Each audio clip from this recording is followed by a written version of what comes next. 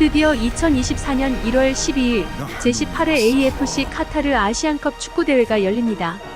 우승에 대한 열망과 기대감이 어느 때보다 남다를 정도로 높은데요. 최근 쏟아진 언론 보도의 제목도 화려함을 넘어 부담감으로 다가올 정도입니다. 그래서 조사하면 다나와에서 좀 더 냉철하게 아시안컵 우승에 대한 열망을 되짚어보려고 합니다.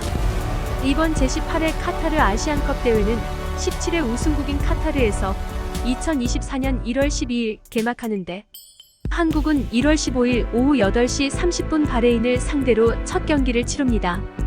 그리고 이 3차전 상대국들도 무난한 상대들이라고 평가되고 있는데요.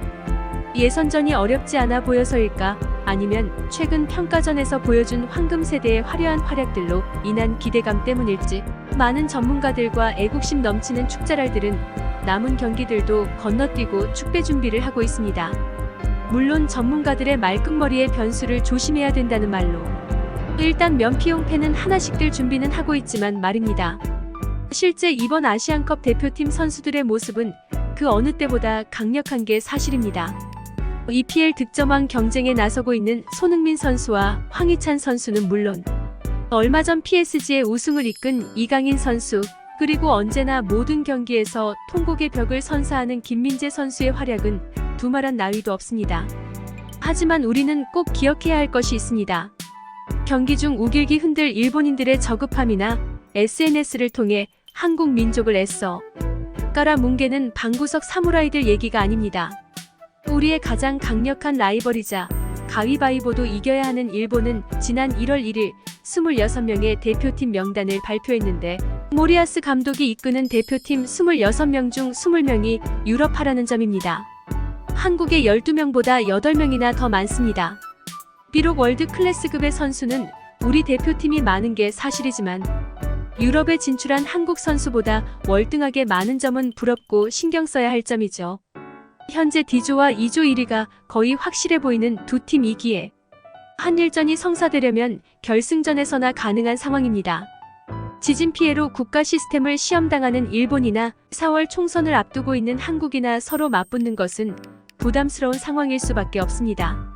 물론 한국 입장에서는 아스날의 토미야스가 공개적으로 아시안컵 대회 기간에 불만을 드러냈고, 레알 소시에다드의 쿠보는 대회 기간뿐만 아니라 월급 주는 팀 걱정을 하는 등 국가를 생각하지 않는 일본 대표 선수들의 모래알 같은 조직력으로 결승 이전에 탈락하는 것이 가장 좋은 시나리오이지만, 그 전에 한국도 결승에 진출하는 것이 가장 우선 중요합니다. 대회 우승의 준비물 가운데 첫 번째로 꼽는 것은 공수 밸런스입니다.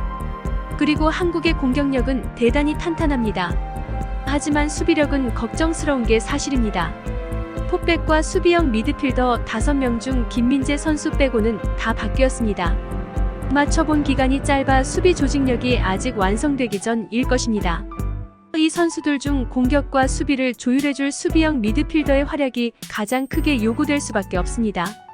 월드컵 이후 감독을 교체한 한국과 월드컵에 이어 감독을 이어가는 모리아스의 탄탄한 조직력. 어떤 국가가 우승컵을 들어올릴 수 있을지는 휘슬이 울려봐야 알겠지만, 가위바위보도 이기랬다고 하물며 한일전인데 반드시 이겨야 한다는 명제는 계속 될 테니 꼭 이겨주시길 선수들에게 바라는 바입니다. 이러한 열망이 과도해지면 문제가 될 수도 있겠습니다. 스포츠 정신을 해치는 지나친 압박이 선수들의 정신 건강에 부정적인 영향을 미칠 수 있으며, 불법 도박과 같은 사회적 부작용을 낳을 수도 있지요. 따라서 우승을 향한 열망이 긍정적인 경쟁을 유도하고 아시아 축구의 수준을 높이는 계기가 되어야 한다는 점을 강조해야 하지 않을까요? 결국 아시안컵 우승을 향한 열망은 있어야 하나, 이를 실현하기 위한 과정에서 스포츠맨십을 잃지 않고 건강한 문화를 조성하는 것이 무엇보다 중요합니다. 또 이를 바탕으로 아시아 축구가 한 단계 더 성장하는 계기로 삼아야 할 것입니다. 지금까지 조사하면 다나와였습니다. 좋아요, 구독, 댓글 부탁드려요.